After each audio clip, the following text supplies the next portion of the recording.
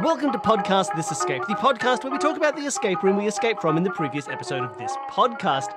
We escaped from it, Danny. It was you and me. Nailed it. We did it. Thank you, Alice, for running the room. Thank you so much for taking part in it. I hope you enjoyed it. It was great fun. It was Very lovely. much so. It hasn't been that long since I've done a guest room and played puzzles myself, but it feels like it has. So this was really good to come back into it. And I know you've, like so many of our guest game masters, you've had this one in the baggage compartment. You've had this one stored away for a while. In the waterproof diving bag, yeah, for about nearly 18 months. I think I wrote it about 18 months ago and play tested it with some degree of regularity and sort of tweaked it a bunch for 6 months, and then I've left it for a whole year. So was feeling a little bit rusty. I did a test the other night with some friends locally, but yeah, hopefully it has still stood up okay. It's gone great. If we're talking, Bill, I felt like you were all of the practice of podcasts, because this is like your 100th recording for today. Your brain Sure. was working a little bit faster than mine, so you were getting a lot of answers. I to was the doing all aha right. moments faster than me. I loved doing the crossword was interesting because we didn't need it at the time. And it was like, great, we'll just put that aside because we will need it I eventually. think that was the right decision. And it was nice to be able to come back when we just needed something easy to solve. And I did feel good. I think it was as soon as we did, what was it? I think it was it You said Clown? trumpet and crumpet. You went, oh. I think I saw it at noon. The one that tipped me off was noon. Noon is where I went, oh, we had moon. Yeah, noon that is was another an word. amazing moment. And then the was trumpet was a good I was not thinking confirmation. about what we were going to do with these at all at that I point. think as in my head, my first thought was it was going to be the letters, which words combined was going to spell a message, a classic crossword thing to do. But as we were going, I saw RDL. I was like, okay, this is nothing. Mm. Oh, and then we got to noon, and I went, noon moon. I remember this. Ah. And it's great because it has one of those like lovely levels of confirmation where you go, oh, noon moon is enough to make me think about it. Or maybe I would have seen trumpet, crumpet, maybe I would have seen log, dog, whatever one you see first. And then you have the added things of, oh, and it's 11 clues. And you explicitly described it as 11 clues earlier so that we definitely have that in our head because it is, as you said, hard to count how many clues are in a crossword. So being told explicitly, there are 11, you're like, great. So I have that as another fact floating around in the back of my head to be able to go, oh, and we had 11 things on the board. This is definitely going to be connected. That was the thing. We Well, actually you had don't 12 actually. things on the board, didn't we? Yeah, but we had 11 words that were bolded. Yes, the last one being the red herring, a nice little thing that both made us pay attention to the number of things that we had, And was but also disguised it so it wasn't blatantly in your and face. worked as a Good balance. reminder to ignore the red fish on the note. That Of red course. herrings are That's red what it herrings. was trying to do. So, Absolutely. so they all kind of had a really lovely level of confirming when you have the right decision or the right idea, it is immediately, unambiguously the right idea. You have enough things to be like, yes, this fits all the evidence I've been given, which is lovely. Mm-hmm. I was hoping that would be the case. A point at which lots of play testers got stuck is they would do the crossword and go, oh, okay. And they would note that there were bolded words and go, oh, okay. But it was taking a lot of people a lot of time to make a mental piece of Velcro to stick those two things together. So I have started saying there are 11 things a little bit more pointedly. And also, and when people weren't sure what orders you're going to go, well, in a crossword, it's hard because it's double ups, but there's a really clear order, in another way. You two linked that straight away. For a lot of people, Yes. they've ended up sitting at my kitchen table with all their sheets of paper going, oh, I don't know what goes together. And it's taking Yeah, them doing a a little while huge to go, anagram. and have a sudden realization. I am very envious that you got that aha moment before I did. Well, I did. The only one that I got to claw back my proud moment at the very end with spotting exactly what the spots were doing. You did when great. it came to the Facebook maths. Yeah. Eventually. And it was nice because that was one where it's like you have to sort of I feel for this one we went through all the failed theories, but that's sort of the point. You have to do it that way. I didn't You feel start bad going through with, and getting like, it wrong. Each one means this, and then you go, wait, that logic breaks down eventually. Mhm. Okay, so each one doesn't mean this.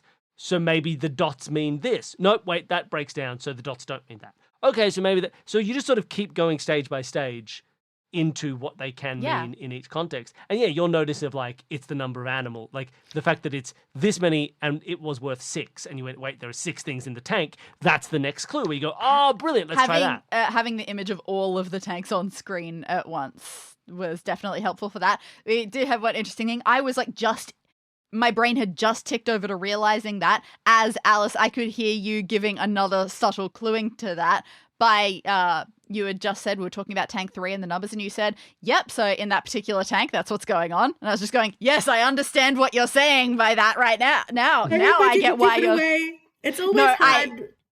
Oh, so much so. But no, it was at that point where I had just spotted it, then you said it, and that made me confirm that I believed I was definitely right.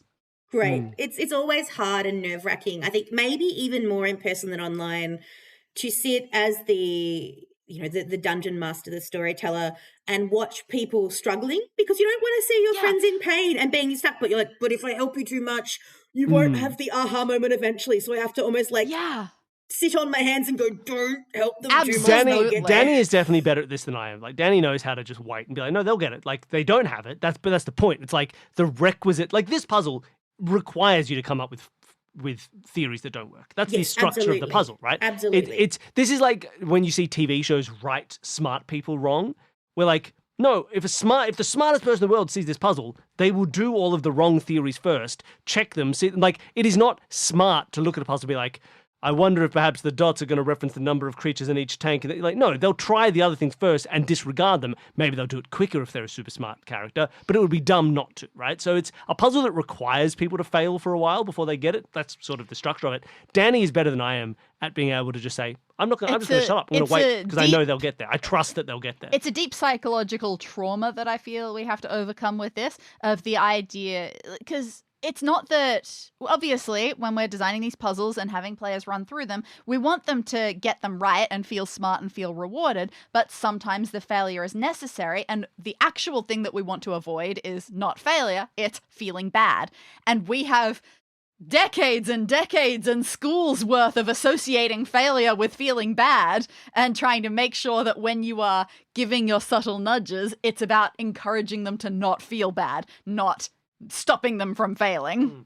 And this one as well, I think, is this sort of puzzle where, like, at first we tried the basic maths. It didn't work.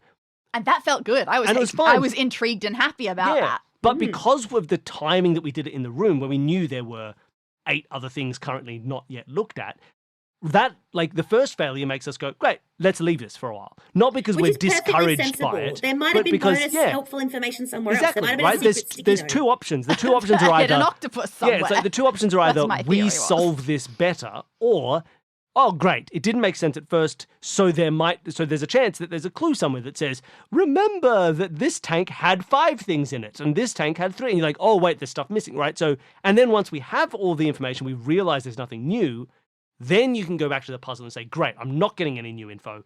Now let me try this again with the understanding that I must have everything I need. And then you start rethinking, right? So it's like, it's the approach to, I think, escape rooms in general, right? You should do something until you get stuck. Then you should check if there's any other info that you're missing. And then you should try and unstick yourself. But there's nothing worse than spending 20 minutes on a puzzle and failing every time and then realizing the next thing you look at is the key and it was never going to be solvable. You're like, oh, dang. Which has definitely happened to me before in real escape rooms. And I think this room, apart from the one lock initially, which is meant to be fairly easy to get into, like it's meant to be just a little moment and then you can go, it's quite free range on purpose, partly so that if there's more than 2 people playing and they're not so much narrating what they're doing for a podcast, someone who's got a bit more of a mathsy brain can be like, you know what, I'm going to keep staring at this for a while someone else looks at a crossword more, while someone else goes and hears about green things. So it sort of gives you the space either to leave it entirely and come back later when you're in the mood, or for someone whose brain is wired that way to go, this is going to be my thing, let me think about this while other people are doing other things. And I tried really hard to include different types of thinking, different types of puzzles, hoping that if 3 or 4 people are doing it, the person whose brain gets hot cross buns in a bigger group is possibly not the person whose brain is going to go into maths deeply. I could be wrong. Actually, maths and music have lots of overlap, but trying to sort of give people options. And yeah, exactly. If you want to do the crossword straight away, I'm surprised you didn't, because I know you guys like crosswords, but I think giving yourselves a little mental break later was lovely. Yeah, I wanted people to have the choice of look at everything first or send people off on almost parallel side quests in a bigger group to be looking at different things at different points in time. Makes sense from a very real-world escape room design approach. I was nervous about whether this maths puzzle was too hard. The first time I did it, I thought my logic was right, and it wasn't entirely right. So I did a tiny little bit of tweaking afterwards, but otherwise it stayed the same. People have gotten there eventually. Such a mess. Yeah. But yeah, it is definitely a harder puzzle. But it's okay. Yeah. I think there should be one or two harder stop and think Yeah, and puzzles. but again, right, it is one of those ones where you have to like eliminate possibilities, right? Where we go, is a thing with dots its own value? Da da da da da. No, it's not. Okay. But Is a thing with dots like, is the presence of dots in general its own value? Da da da da. Well, no, it's not. Is dots like changing, but it has a different value for stars and a different value for prawns? Da da da da da. Oh, no, that's also not true. And so you have to just keep testing these theories, checking the maths, and there's enough maths there to check those theories, and they work. Yes. But when this is a game master led experience, like no one's going to be solving this room without you present. No. So it's okay to have harder Or at least things some version where of there you. is potential for steering. Yeah. Absolutely. And I think sometimes the harder the thing, the bigger the aha. So the more uncomfortable it is for that first 2 minutes, the better the bang at the end of it is. So to sort of leave people in there when they go, oh, I've got it, you feel so much cleverer if it has been a little bit tricky. And people have gotten there in the end, which is great. Yeah, I think the only thing that's hard when it seems like a maths puzzle isn't necessarily whether it is too hard for people, but whether maths people is will scary. deliberately avoid doing it because they've assumed it will be too hard for them. Right? There are plenty of people out there who'll be like, 5 plus 2, and in their head they'll go, well, I'm not a maths guy, I can't do maths. Oh, this is a maths question. You're like, no, hey, sorry, you can do 5 plus 2. We know you can do 5 plus 2. You know you can do 5 plus 2. But they've heard maths, and they're like, I'm shutting down, it's 5 plus 2. There's no way of doing it. And you kind of think, no. So some people, I think, will look at a puzzle like this, which they could have solved or they could solve, but they kind of go, oh, I've learned from school and bad experiences learning maths that I can't do maths. I think you can do this. But, if you changed it and said, no, we're not going to count, we're going to categorize these things, suddenly it all starts to make sense, and so it's interesting. Some people just like have their own culturally or personally learned aversion to a thing, an assumption that it can't be done. When if you made it more abstract, suddenly they'd be like, great, I can do this now. If instead of adding to numbers, there was like this equals red and this equals green, they'll suddenly be like, great, I'm just associating these things with different colors. I can do color, but it's interesting. Some people will see maths and immediately go, oh, well, impossible, can't be done. My mum, from when I was in year 3, so for people outside of Australia, I would have been about, 8 or 9-ish, and I would ask for help with maths homework. She would say, go and ask your father, I can't do maths. From year 3, she was a nurse. She did maths all the time, and if she got it wrong, people would have died. But in her head, it was an applied thing. It wasn't maths. So people can have very funny ways that they sort of scaffold their brain. And I personally am, as much as my background is in science, feel more comfortable with language than with maths as well. So I understand that fear. I think not having numbers, but hopefully having pictures can make it a little more applied. But again, usually it's not just one person doing an escape room. So there's someone in that space who it's going to tickle their brains. And I know for you two, I'm like, no, Danny and Bill will be all over this. It'll be fine. So everyone's gotten there. I think it's a little bit tricky, but hopefully it's not too tricky. No, I'll say it. When you're teaching kids that are like 11 years old about negative numbers for the first time, generally they'll sort of understand the concept. They'll have negative numbers, but how to actually use negative numbers properly, talking in terms of money and like withdrawing and depositing money and gaining and losing money is absolutely the way that seems to instinctively make it click for them, which says a lot about our capitalist Kids society. love Does It sure does. Now- But what else apart from the quote unquote Facebook maths? Before I go into sort of some of the adventures of trying to make it, what else did you enjoy or not enjoy? Or Obviously, again, you got the hot cross buns even before we got the proper cluing for it. That was genius. I was, again, very jealous of that. And I love the callback to Hugs and Starfishes at the end. Yes, that was very nice. Very nice, very neat, and extremely satisfying final puzzle. I did immediately, when you said it was 17 letters, I went, oh, great, it's beep, bop, boop, beep, bop, boop. Boop, boop, boop, boop, boop, boop, Yeah, how did boop, that? They both ended up 17. That's quite something. I thought they were different. So that was 17. How many is hot cross buns? 17. There were 17 Let me letters. go through. Oh dear, I thought I was going to make it different so it didn't match, but Never It didn't. mind. Yeah, there was no way that we I thought could in my have head I was going confused to try them. to make them different, but It's just such an yes. unusual number for it to both hit. And it sounds like for the hot cross buns, you go 17. That sounds ridiculous. How dare you make me figure out 17 things? And there's 3 variables. Go jump in a lake. That clue I have in the process of play testing. In the process of playtesting, I changed how heavily that is clued. So you guys got into it with the greatest of love and respect way too flippant quickly. Like I was almost like, well, I guess I just won't tell you the sticky note because you're here. But for most people, they go, oh, that's a lot of things. But the Bubbles Cafe menu that is just like all flavor text except for the Easter special. Initially, it literally just said... Bubbles. Sorry? You mentioned bubble, like they were bubbly noises, those high-pitched noises that Button was making. So that's a subtle, like almost a subliminal hint, I suppose. Makes sense. But initially, it just said toasted hot cross buns with chocolate spread, $5, and that was all it said. I do think the 1 a penny, 2 a penny clue there. Without that, I would not have solved the puzzle. Yeah. So then I upped it. Then we tested it, and someone else again said, "Oh, I still don't think it's obvious. You should put some musical note pictures around it." Then it was way too obvious. So then I brought it back to the 1 a penny, 2 a penny. So I think it's funny, depending on how often you play test those. The amount of cluing, you'll often sort of upgrade and downgrade and upgrade and downgrade, and it's a question of at what point have you tested enough to go, I think this is about the right amount of hinting, and I think it is. And it's also just kind of funny. It's just kind of cute. Like, we're just kidding. I appreciate you having done enough playtesting to get to that balance. But I think it's nice because I think hot cross buns are hot cross buns. They're not necessarily the song hot cross buns. They're a food item. And as soon as you say 1 a penny, 2 a penny, for anyone who would ever get that hot cross buns is the song, that is the prep that Kids would in make other them countries, go, oh, of course. What the hell do you learn to play on your first instrument? What's the first music that you ever learn to play if it's not hot cross buns? Well, to further blow people's mind, earlier this week when I was doing a final reminder playtest, one of the people testing it is Australian and one has recently moved from America. Not only did she not know what hot cross buns was, but when her partner said, it's what you learn to play on the recorder, she said, what's a recorder? No! And our mind absolutely exploded. Oh, no!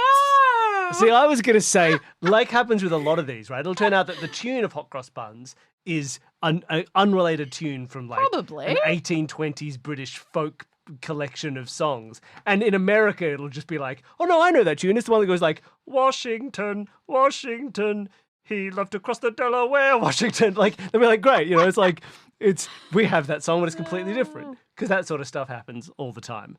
I mentioned this before we started recording, so I might sort of repeat it again now.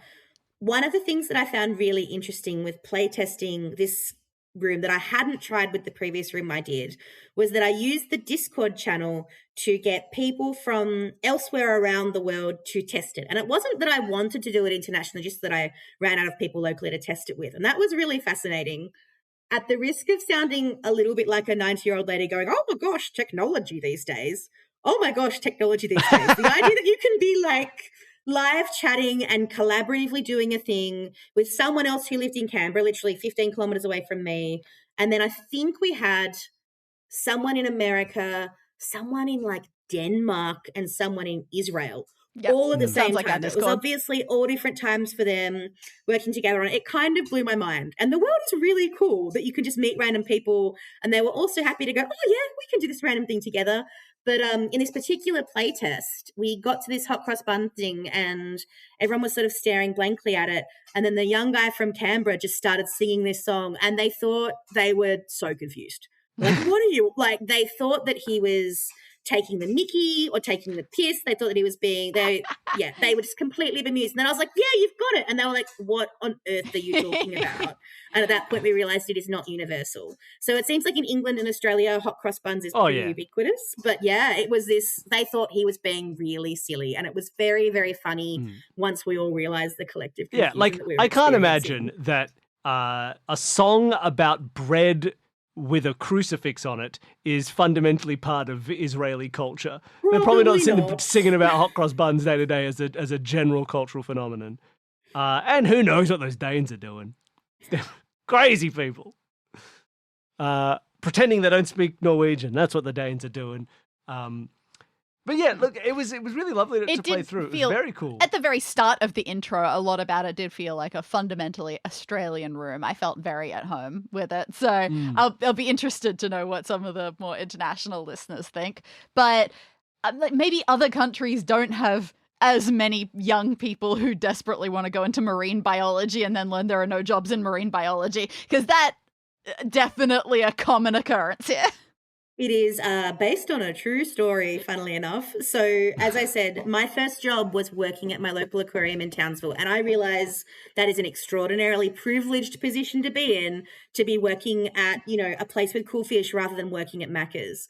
And I started there as a volunteer when I was 14, and then when you turned 14 and 9 months, or whatever the weird amount of age that you had to be to get a proper job, I started doing the talks and tours and running the school holiday programs, and it was really fun and really lovely. And so, as a 14, 15-year-old getting paid to talk about fish, I was like, this is where life's at. Yeah, that's I'm amazing. gonna be a marine biologist. Everything's downhill from here. Well, luckily, once I sort of was heading to the end of high school, unlike the character in this story, I did do a little bit of research into the job market and went, I'm setting myself up for a challenge. So I ended up studying environmental science instead, which was just a bit broader. And in hindsight, I'm so happy I did, because it turns out the ocean is cool, but so is the rest of the world. That's a lot of stuff. Really cool. Have you guys heard about the fact the ocean, it's actually part of the environment? Yeah. And all of it's cool. I fell in love with geology, and I went into first year geology going, this is going to be the worst. And then I was like, hang on. If rocks explain how landscapes are, and landscapes make soil, and soil makes trees, and trees kind of explain animals. Oh my gosh. We need these rocks. Explains everything. Yeah. And to be able to sort of it felt like once I knew a little bit of geology, I could read landscapes, and it was like a crystal ball that I could zoom backwards and forwards in time to understand, well, why is there a mountain here, and why is there a river here, and why do certain trees grow here but not here? Like, it was like this key to seeing the world backwards and forwards in time that I had never expected. So I'm glad I studied something a little bit more broadly. But the general sentiment of lots of people studying marine biology in Townsville, completely accurate. The aquarium is in a lot of ways very similar to the aquarium I worked in. We had a Maori wrasse called Wally. He was very friendly. He loved the divers. We had a clown triggerfish who was kind of an asshole. Yeah, there are definitely some things. And we had baby leopard sharks. So whether you have time to keep this story in the actual podcast, this escape, totally up to you. But I do want to share it because I think it's amazing. Mm-hmm. But the story about the leopard sharks is really cool. So we had 2 leopard sharks at the aquarium called Leo and Leone. Very creative. Leo was quite old and Leone was younger. Leo and Leone did all the things that leopard sharks would normally do to make babies. And Leone would lay eggs, but the eggs never had babies inside them for years and years and years. So she never had fertile eggs. Then, very sadly, Leo passed away. And a few months later, Leone laid some eggs, and the divers went to pick them up and throw them out. But they went, oh, these eggs are heavier than normal. This is weird. And it turned out the eggs were fertile after Leo had died. Was she storing them like some insects do? This was their first thought. Like, maybe she's been storing sperm. It would be weird that she hasn't had them for all these years, but maybe that was their first thought. But then she kept having babies. They were all girls. And eventually they did some genetic testing and found that she was doing a thing called parthenogenesis. Oh my God, she was lonely and needed some daughters, some clone daughters. She was cloning herself, exactly. So she's like, I don't need a man to make me happy. I'm going to live my best life. So she was cloning herself and making exact little mini Leones. And so all of our little shark babies that I used to raise were actually then given to other aquariums around the world because these sharks don't normally breed in captivity. They're great for aquariums because they're very cruisy sharks. They just chill. So they're really easy to keep alive and happy. So her babies were sent all around the world to live in aquariums, not through a sneaky, backhanded, illegal way, but in a constructive way. But I got to look after these little clone babies. And parthenogenesis is seen in animals like lizards and things. Yeah. Not often, but occasionally. But in big, complex animals like sharks, it's very unusual. So yeah, they I feel are like legit I've only cool just animals. sort of. I feel like I went, oh great, early stages. You know that sharks lay eggs. Then as you get a little bit more developed, you learn that some sharks can have live babies, and then the one step further, clone babies.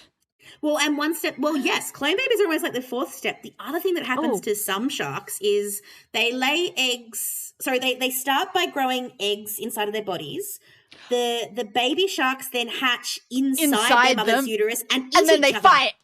They Yes, fight I and have eat each seen other. that one. So 200 babies end up giving birth to only one baby who's a 200? very, so grey nurse sharks can I have didn't know it was lots and that lots many. of tiny babies. Yeah, but only one is born because it's like the super strongest. It won the gladiator. It won the Australian Ninja Warrior of shark fighting Oh my inside its mother's God. body, and then it is born, and it's a real tough shark. So sharks are pretty awesome. They're such big old freaks. I love it.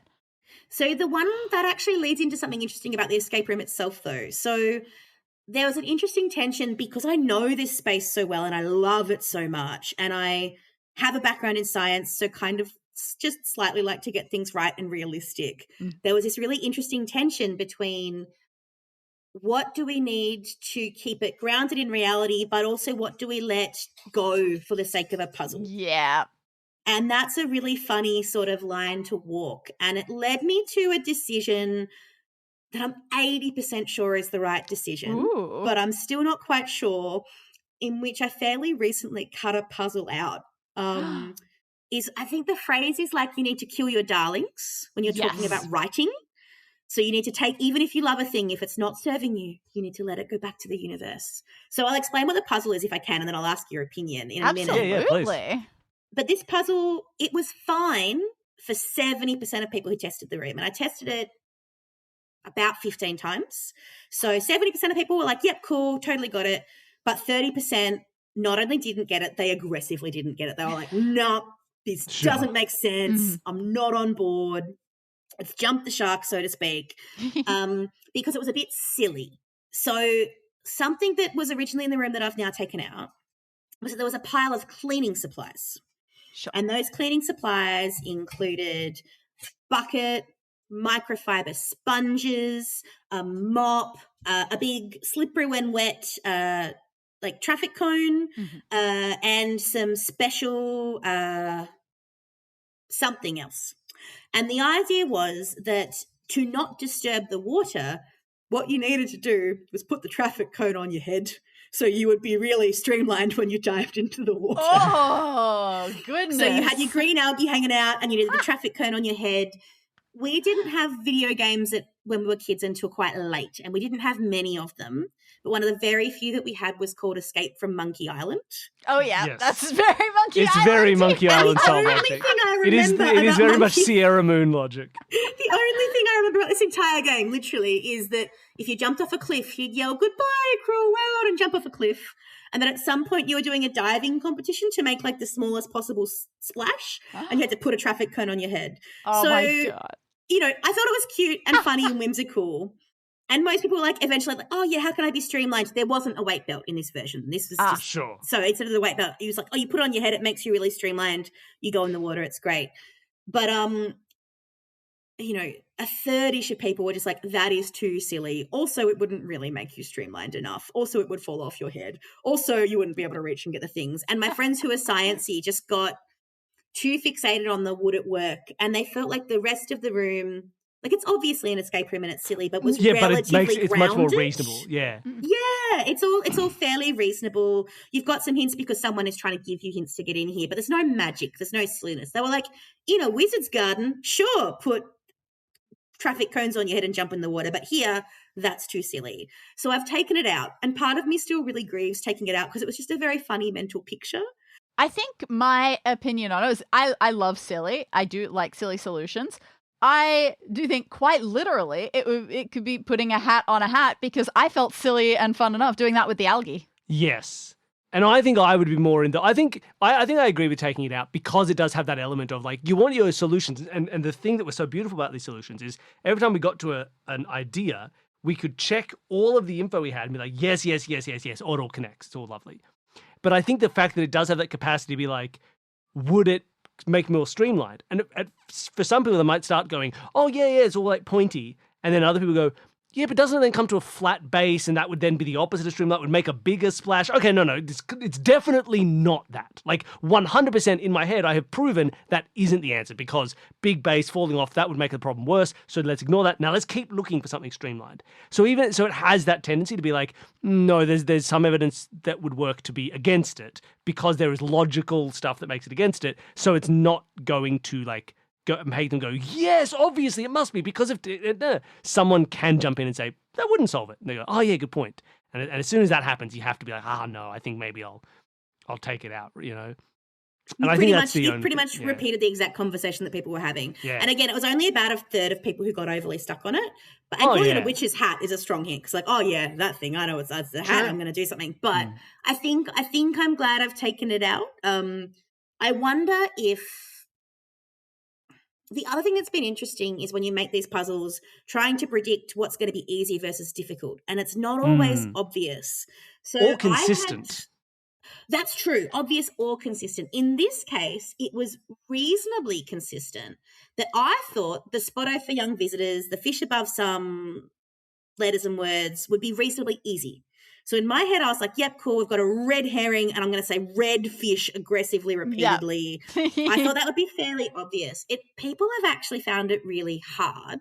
Some people weren't sort of clocking that the fish are above certain letters. That wasn't even super apparent. Was the main jumping off point, and then just excluding the red was tricky. So in some ways, I'm worried that whole Spotto solution could almost be skipped. It gives you the names that you need of two of those fish, so that's useful. Everyone has just intuited that they want to get in the clam. I didn't want to leave that as a you have to vibe, but I want to tell you. And if you solve this thing, you're like, right, I know I'm going for the clam. But in removing that really aggressive need to not disturb the water with the traffic cone, I wonder if it makes it slightly more skippable. I also don't know if that matters. Like maybe it becomes a little bit of an Easter egg of if you get it, you feel extra smug. And if you zoom past it, whether I should just let people zoom past it and know that they're going for the clam. I don't know. I think what it does, right, is, or part of the maybe the issue that people can face with it is it requires a little bit of puzzle thought, right? Like we saw straight away, like, okay, let's get rid of these red herrings. And then like, oh, maybe we do the blues and then the greens. Maybe we do them all together. Okay, that's fine. We just sort of didn't keep trying. But I think part of the reason that happened is because we had a different goal that we knew we were trying to get to, right? So the moment we start thinking, shall we spend some time really solving this? Like, oh, well, no, because we know what we're trying to solve, which is to get into this door. And then there's never actually anything that explicitly says, stop. You can't do anything. You need some kind of input that makes you go back to that. It's sort of like there's never anything that's like requiring the input from that puzzle solution. And in the same way that a crossword eventually does. How you gate it. Yeah. I'm not sure how you would gate that. That's the tricky bit. Yeah. I mean, Yeah, you don't necessarily need to, because as you said, like with it or without it, like it ends up being it's in the. It is definitely one of those things that I have debated with. In fact, I feel like the way these colored fish ended up and knowing to rule out the red ones and how easily you can do that just through guessing it. I went through exactly the same in our room 4 of Up in the Air with the Duchess's letter, with some of the things, small letters, big letters, capitalized letters, underlined letters, backwards letters, or whatever. And some of them you had to read and some of them you didn't have to read. And initially, I wasn't sure how to make it clear without it just being really obvious that you could just ignore one of them, for instance. So it felt very resoundingly familiar in that way. And yeah, it's interesting. I think if you wanted people to really engage with it who might not, is I think somewhere else there being some clue that explicitly references like blue and green or something. Like if you find it later, something that's like, you know, it's blue and green together, or, you know, or do you rearrange it so it is do all the blues, then do all the greens, like that, so that people would see that, remind them of the Spotto, and be like, oh, we saw the blues and greens on the Spotto, what does it say? And like, they find it's weirdly like you don't need the hint to solve it, but you could put in a hint to tell people they now have a hint to solve this. Why don't you go and try and solve this? Even though they probably don't need the hint, it's there to remind them like, hey, Do you want to go look at that thing? That Remember feels that almost half-done like thing you did. that feels almost like a quantum hint. Yeah, if zone. they don't do it, you put a thing where someone's like, Yes. and remember, greeny blue fish go together, make a shit. And they're like, oh, interesting. I did have greeny blue fish. We've talked That's about reminded this me to look at in that. the last podcast. This escaper mentioned the quantum things, I believe. Yes. I wonder if there's a way with the wetsuits, if one of them was green and blue and there was some sort of like Jill's obviously leaving you these subtle sticky notes, if there was some sort of isn't it great how these colours go together so well, if there'd be something to like Yeah, stick you in could there. put any sort of little thing into it to be like, look, remember you saw blue fish and green fish? If you could. But again, like it's a fun puzzle, but yeah, like you said, I think it is partially put for like removed by like it's in the clam, but there's already like the other puzzle by you see it and you want to solve it, and then when you do it, the clam opens. And once the clam's opened, you want to look in the clam. You never have a Yeah. clam open and be like, probably nothing in there. You'd be like, a clam opened, great. So because that's triggered by another puzzle, you don't really need anything else to tell you to look in the clam. You're always going to look in the clam. In the same way that there's a lock on a chest, I don't need a second clue saying, and also there's something in that chest. You're like, yeah, I know, I unlocked it. I'm going to look inside. That's a good point. Like before it's even open, pretty much everyone has been like, I'm getting in that clam. I know that's what I need. And I've been it's a little closed thing. surprised how much, but you're right, exactly. Maybe it's enough of a hint as it is. Yeah, so it's kind it's of its okay own to leave mystery. this as this gives you the names that you definitely need. And if you want to engage with it, it gives you the confirmation. So I don't think the room is broken, but yes, this is this is the bit that is the most wobbly in my mind, that if I could tweak a little bit more, I would. I really like the flow of the journey to figure out what to do with Ned. Trying to come up with fish names, which is why I ended up adding in things like seals, because I just couldn't. With fish names that you could change one letter to make another valid word that could then spell something loosely plausible took ages. Oh, yeah, I imagine Took so long. What is a And it's trumpet why they've that got very becomes a short crumpet? names. Yeah, exactly. It's why Ned is a very short name, and so is Tom. Yeah. Yep. And Ned their Fears names were Tom. very much set out based on what I could do with that. Took such a gosh darn long time. But I kind of really liked it. I have never been That's a super great. crosswordy person, but I was really tickled by some of the just like slightly cute, punny sort of crosswordy bits that I managed to put together. That really tickled me to make it. Some of them are boring, but some of them that are like kind of hinted at two ways, like the cad and the scoundrel, and the log hint. I really like that. Just really tickles my brain.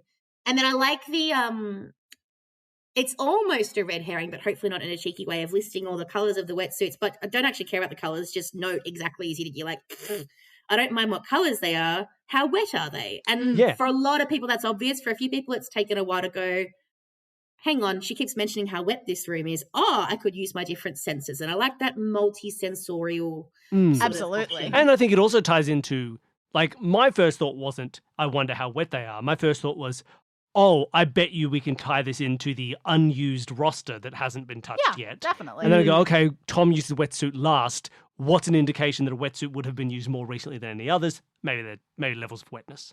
Exactly. But yeah, As so, appropriately phrased, I believe, give him a squeeze. yeah.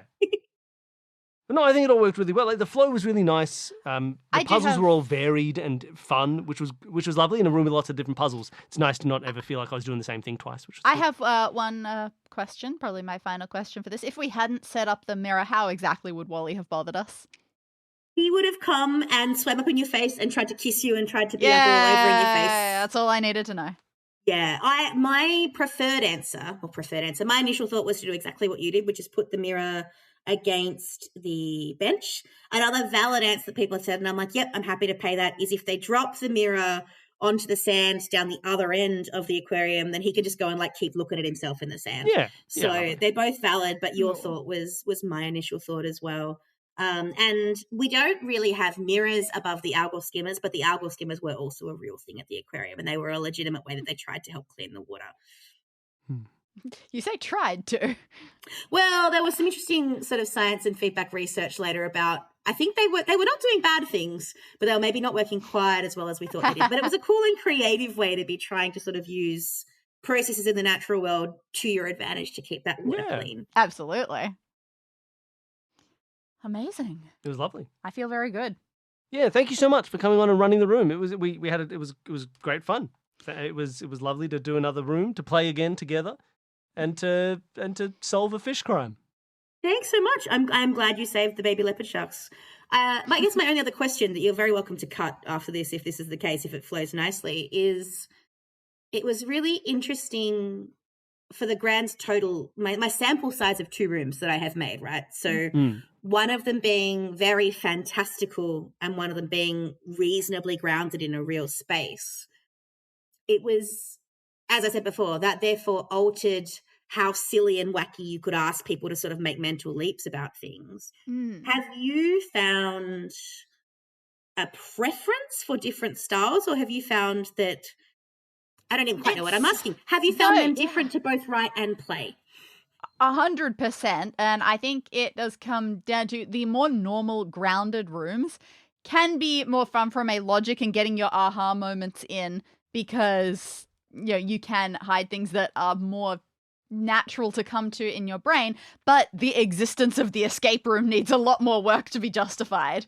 Whereas the idea of things needing to be puzzled out makes a lot more sense in one of the more fantastic themed rooms, but it can be difficult to make the definite connections. This thing will make this thing happen. So they do have to be approached very differently to make sure that both of those things feel aligned. If it's in a sci-fi fantasy setting, you want to make sure that the players know the rules of what interaction does, so that, because once magic's in a room, it's like, well, I don't know, press this box over here, does suddenly a gate explode? Like, yeah, it does. It's a spell. You're like, okay, well, sure, I guess.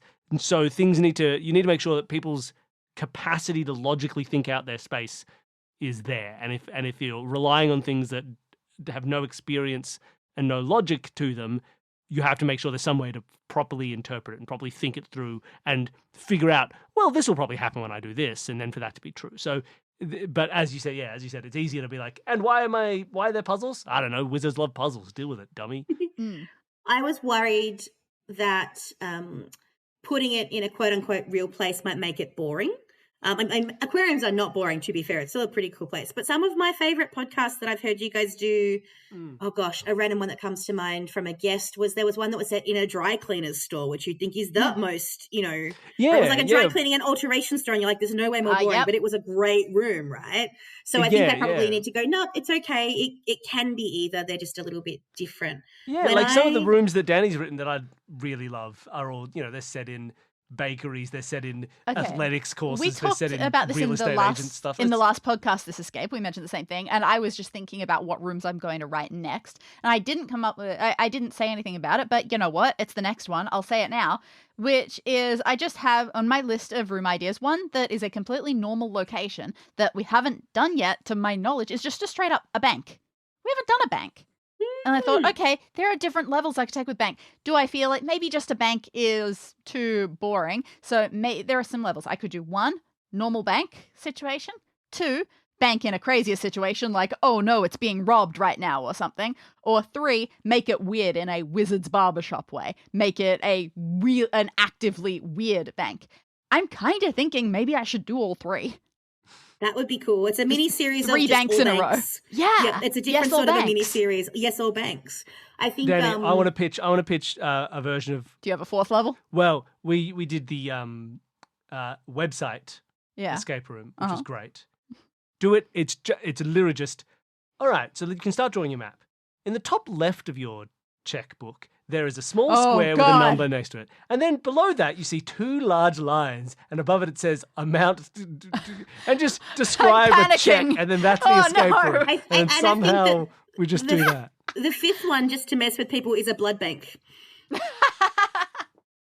And you go and you get a really good sausage roll. I think I came to your podcast via Good Job Brain, for your crossover episode with Good Job Brain. And this was a couple of years ago now, obviously, but when it happened and I jumped into your podcast, I believe, well, it must have been because it was what I listened to first, you were right at the start of what Alice found. And since my name is Alice and I'm self-involved, I'm like, right, I'm listening to this. This is going to be great.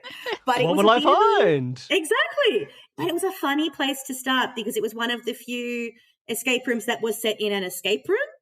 And the very first one was, not being familiar with your oeuvre, I'm like, oh, okay. So this is all very meta. So they're all doing escape rooms that are in an escape room. And by the time I got 2 or 3 episodes in, I went, oh, okay, that was the odd one out. And by about halfway through the season, sincerely, I think my poor dog had never been so walked in her entire life. I was like, I have to finish this and know what's happening. But yeah, in a lot of respects, they were quite grounded and they were still really fun. Garage, trying to get into a car. Yeah, exactly. Trying to buy around a a wedding. cake at a bakery. I don't want to commit to, and the fact that you've done multiple bakery rooms and they're all different is like really cool. I don't want to commit to this in my head, but my vague, on the horizon, this little bubble of an idea is I don't think you've had a Wild West room. Like an old style. No. We sort of started designing one ages ago on Patreon, I feel, just together to see what we could do in an hour to come up with. But no, you're right. Somewhere. We haven't actually done anything with that or any other one. It's true. And I love it as a theme. So either like a Wild West room in that old, American style or slightly adjacent. And again, this might be too Australia coded, but like a rough bar in Kakadu that's almost a bit Crocodile Dundee style. That's very similar energy, with an angry water buffalo outside and dodgy beer and all the old license plates hung up in weird ways. So that's kind of my like not even half baked. The yeast is barely starting to rise on the bake of a thought of a different setting that could be cute. Definitely. But we will see. Got a couple of years to do a cycle and I'll come back and talk to you again. It's been close to 2 years, so maybe in 2 years' time. Yeah, we'll come and see on a lovely cycle. But thank you so much. It's been so lovely. Thank you. And additionally, I just feel Alice, you were the one who encouraged us last year to put a podcast together to put up for National Science Week. So it is really you to thank that our room Goats exists. I listened to it again this morning as I was getting ready for my day. I'm so glad you participated in it. It was a very sweet podcast. I really enjoyed the baby goat. I was so glad that you decided to rescue that poor, unvalued baby goat at the end of the room. And it was really exciting. National Science Week had some real life escape rooms that people could go to. There was a parasite-themed escape room that was made by a bunch of PhD students that was run in Canberra and down on the coast. And it was So cool. really cool. I think it might be run again this year. So in August this year, look for more escape rooms for National Science Week. Maybe, fingers crossed, you guys might want to do another one for Science Week again and pick a different aspect of science. Yeah, We'll wait for and sure. see. Yeah, lovely. Well, thank you so much for coming on and running the room. Thank you, Danny, for playing a room with me. Thank you. And thank you, everybody at home, for listening. I hope you enjoyed the show. If you want to help out supporting the show, just tell people about it online, in real life, and let us know if you tell people. I always like to know if you've been spreading the word. You can also support us on Patreon. Anybody at any level can appear as an NPC in one of Danny's rooms, but unless you're a big fish, you didn't appear in this one. Or your name's Jill. Or your name's Ned. Or Ned. Or Tom. You don't want to be Tom. Or Clown Trapper. Clown Trigger, sorry. But also there's bonus episodes. Every week there's something new for our $5 donors as an audio episode. There's also a new weekly Charmed rewatch podcast for our $10 donors. There's weekly cryptic crosswords for our $20 donors. There's monthly videos for 10 and above. There's a whole bunch of stuff. We're releasing like 5 things a week. It's crazy. So thank you everybody who supports us there. It's what keeps the show going. We don't run any ads. It's just all crowdfunding. So thank you everybody who is part of the crowd that funds us. Thank you so much one last time, Alice. It was wonderful. Thank you. And that's it. We're done. Goodbye, everybody. See you later.